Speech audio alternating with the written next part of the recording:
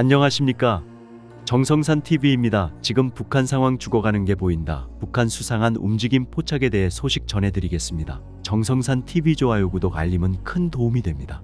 후원해주시는 고마운 모든 분들께 가열차게 멸공. 북한의 서해 위성 발사장을 촬영한 위성 사진입니다. 지난달 21일과 28일 사진을 비교해보면 28일 사진에 식물이 죽은 것처럼 어두운 부분이 보입니다. 지난달 26일 사진도 일부 장소에 식물이 갈색으로 변한 게 나타났습니다. 미국의 북한 전문 매체 NK뉴스는 위성사진 업체인 플래닛랩스의 위성사진을 분석한 결과 지난달 21일에서 26일 사이 발사장의 수직 엔진 시험대 아래 있는 식물이 갈색으로 죽어가는 게 보인다고 보도했습니다. 이런 현상은 장시간 엔진 연소 과정에서 나오는 화학물질과 강한 열 때문인 것으로 보인다며 이 기간 북한이 로켓 엔진 실험을 한 것으로 보인다고 매체는 전했습니다. 기념일이 많은 4월을 넘긴 북한이 추가 위성 발사 준비에 속도를 내고 있다는 분석이 나옵니다. 신종우 한국국방안보포럼 사무국장은 지난번 발사에 성공했다 하더라도 아직은 실패할 가능성이 있기 때문에 아니면 성능 개선을 위해 아니면 좀 더 무거운 발사체를 쌓아 올리기 위해 북한 과학자들이 검증 차원에서 했을 가능성도 있는 거죠. 위성 발사와 운용 결과에 따라 북러 사이 기술 협력이 어느 정도 이뤄졌는지도 알 수 있을 것으로 보입니다.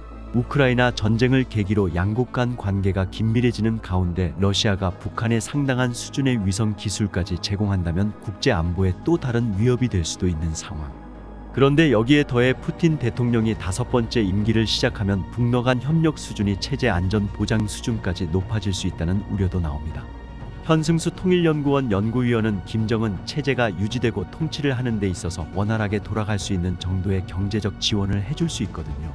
앞으로 러시아는 북한이 핵을 개발하고 자체적으로 핵을 고도화할 수 있다는 전제로 협력할 것인데 북한이 7차 핵실험에 나서더라도 러시아가 나서 국제 제재를 무력화할 가능성 등 양국 협력이 동북아 안보에 미칠 영향이 더 커질 수 있다는 분석입니다. 북한이 지난달 말 서해 위성 발사장에서 예고 없이 액체 추진 로켓 엔진을 시험했다고 미국 싱크탱크 전략국제문제연구소가 6일 밝혔다. CSIS의 북한 전문 웹사이트 비욘드 패럴렐 분단을 넘어온 지난달 29일 찍힌 위성사진 분석 결과와 소식통을 인용해 북한이 4월 넷째 주에 서해 위성 발사장의 연송 수직엔진 시험 시설에서 대형 액체 추진 로켓 엔진을 시험했다고 전했다. 예고 없이 이뤄진 이 시험은 북한이 탄도미사일과 우주발사체 프로그램을 위한 액체 추진 로켓 기술 개발을 계속 추진하고 있다는 분명한 신호라고 CSIS는 평가했다. 김정은이 이 시험을 참관했는지는 알려지지 않았다. 북한 평안북도 철산군 동창리에 있는 서해 위성 발사장은 북한이 장거리 미사일로 전용할 수 있는 로켓을 개발하는 시설이다. 북한이 4월 초 이 발사장에서 2번째 군사정찰 위성 발사를 준비하고 있다는 소식통의 전언이 있었지만 아직까지 발사는 없었다. 북한은 지난해 11월 첫 군사정찰 위성 만리경 1호를 우주궤도에 진입시켰고 올해 3개의 정찰 위성을 추가로 발사하겠다고 공언했다. CSIS는 지난 한 해 동안 연송 수직엔진 시험대와 인근의 새로 완공된 시험시설에서 눈에 띄는 몇 가지가 관측됐다고 소개했다. 수직엔진 시험대가 새롭게 단장됐고 정비대와 경사로, 수직엔진 시험대, 신규 수평 엔진 시험대, 탄도미사일 사일로 지하 경납고로 이어지는 진입로에 자갈을 깔아 포장했다. CSIS에 따르면 서해 위성 발사장에서 해안 발사대 건설은 대부분 끝나고 기존 발사대 개조 작업은 중단된 가운데 현재 대규모 신규 가공 조립 건물과 관련 지하시설 건설 작업이 집중적으로 이루어지고 있다. 이곳에선 가로 약 205m, 세로 약 57m의 대형 건물이 천천히 건설되고 있는데 천장이 높은 2개의 홀로 구성되어 있다.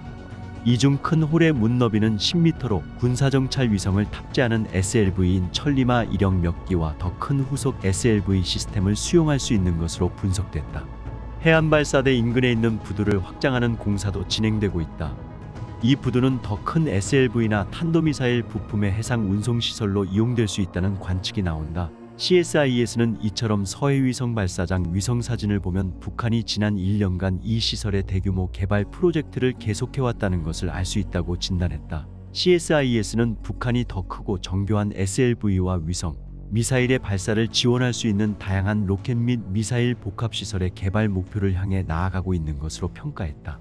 이어 북한 내부 소식통에 따르면 함경북도 무산광산에서 4월분 식량 배급으로 3kg의 옥수수만 지급됐다고 아시아프레스의 현지 취재협력자가 전했다. 한편 주변 농촌에 동원될 인원 선발에는 너무 많은 사람이 몰리는 등 어려운 식량 사정 때문에 무산 지역 주민 동향이 심상치 않다고 한다. 4월에는 노동자 배급 3kg씩 옥수수 준 것 외에는 아무것도 없어요. 명절 4월 15일 김일성 생일에도 명절 공급 준 것도 없어요. 기관, 기업소별로 자체로 기름 공급이나 지하족 같은 것이 공급되기도 했는데 대부분은 없는 데가 많아요.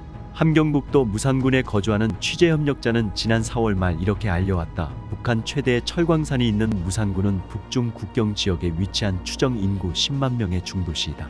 무산광산연합기업소는 여러 공장과 직장, 자체 대학과 기능공 양성소까지 망라하는 대규모 기업이기 때문에 직장별로 배급의 차이가 있을 가능성도 있다. 옥수수 3kg은 노동자 본인의 사흘치에도 미치지 못하는 식량이기에 주민 사이에서 식량난에 대한 불안이 확산하는 분위기다. 게다가 북한 당국은 코로나 팬데믹 이후로 시장을 통한 장사를 포함해 사적 경제 행위를 강력히 통제했다. 배급 의존도가 높아진 현재 상황이 공업지역 주민들의 생존에 심각한 위협이 될 거라는 분석이다. 한편 광산 주변의 농장에 동원될 인원 선발이 있었다고 협력자는 다음과 같이 전했다. 농촌지원 돌격대를 만들어서 무산 읍농장에 파견하고 있어요. 분조나 작업반 형태를 만들어서 돌격대가 조직되는데 광산에서 직장마다 20명씩 선발하고 있어요. 북한에서는 매년 도시 지역의 노동자와 주민이 농촌으로 파견돼 영농작업에 동원된다. 농촌지원 기간은 기업소에서 보름치 식량 배급을 주고 나머지는 농촌에서 부담한다고 하는데 광산에서 일해봤자 식량 공급이 없으니까 서로 가겠다고 사람들이 몰렸다고 해요. 탄원 방식으로 시작했다가 너무 많이 몰려서 선발로 뽑아서 4월 29일부터 나가요. 열악한 식량 사정 때문에 이전에는 회피하던 농촌 동원에 몰리고 있다는 것이다. 4월 이후 북한 각지에서 인도적 위기의 징후들이 지속해서 보고되고 있다. 그동안 정성산 TV가 북한 내부 소식을 전하면서 항상 관심을 가져왔던 건 북한 내 약자들의 삶이었다. 이번에 양강도에 거주하는 두 여성을 심층 인터뷰하며 살펴본 현재 북한 노인들의 삶은 충격적이었다. 코로나 팬데믹 이후 국가가 방치하고 가족이 외면한 노인들의 비참한 삶을 취재협력자 2명의 인터뷰를 통해 집중 조명한다. 지난 2월 말부터 3월 중순까지 해산 도심에 거주하는 A씨와 B씨로부터 북한 노인들이 지난 수년간 처한 상황에 대해 구체적인 이야기를 들어보았다. 답변 중에 중복되는 내용도 있었지만 맥락의 연결을 위해 그대로 두었다. 인터뷰 내용은 협력자가 살고 있는 지역에 한한 것이지만 2023년과 2024년 평안북도와 함경북도에서 협력자들이 보내온 여러 보고와 상통하는 부분이 많으므로 비단 양강도에 국한된 것은 아니라고 추측된다. 2024년 현재 주변 노인들의 삶은 어떠한가? A씨 2022년 코로나 때 노인들이 많이 죽었다. 잘 먹지 못하니까 65살만 되면 다 시름시름 앓고 그런다. 나가서 이삭을 줍거나 매대, 경비초소 근무, 남의 아이 봐주기 같은 거로 조금이라도 돈을 버는 노인들은 그나마 괜찮지만 그렇지 못한 경우에는 그냥 아프다고 말이 나면 영양 부족하고 하니까 한 달 안에 다 죽는 것 같다.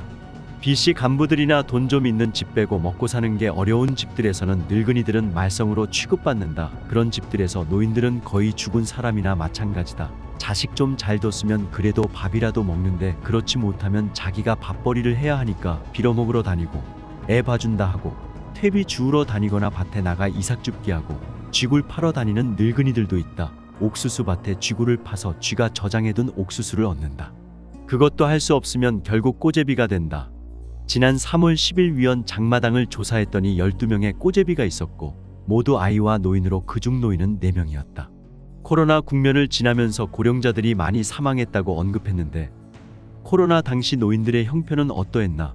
A씨 영양도 딸리는데 제대로 먹지도 못하고 그냥 코로나에 걸렸다 하면 사망했다. 2022년 4월쯤에는 아파트 앞에 늙은이들이 5명에서 7명씩 나와서 마실도 하고 했는데 7월에서 9월 이후에는 한두 명만 나와 앉아있을 정도로 늙은이들이 많이 죽었다. B씨 매일같이 시신이 나갔다. 2022년 4월부터는 아파트에 죽은 사람들 화장하러 가는 사람들이 대기하고 있을 정도로 많이 죽었다. 늙은이들 좋은 옷 입혀서 보내면 그걸 화장터에서 빼돌리고 그래서 가족들이 지키는 일도 있었다. 노인들의 건강을 위한 특별한 의료 혜택 같은 것은 없나?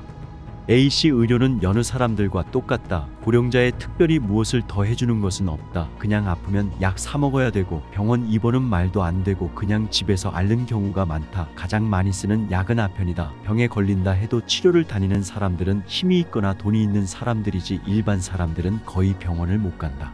동네에 제대로 진단을 받지 못해서 무슨 병인지도 모르고 아편으로 진통제를 대신하며 하루하루 사는 늙은이가 있는데 오늘 내일 죽을 것 같다. B씨 병원엔 거의 안 간다. 돈도 그렇고 약도 문제되니까 그냥 병 걸리면 죽어야 한다. 영양이 부족하니까 무슨 병에 걸렸다. 정성산TV 좋아요, 구독, 알림은 큰 힘이 됩니다. 후원해주시는 모든 분들께 가열차게 멸공.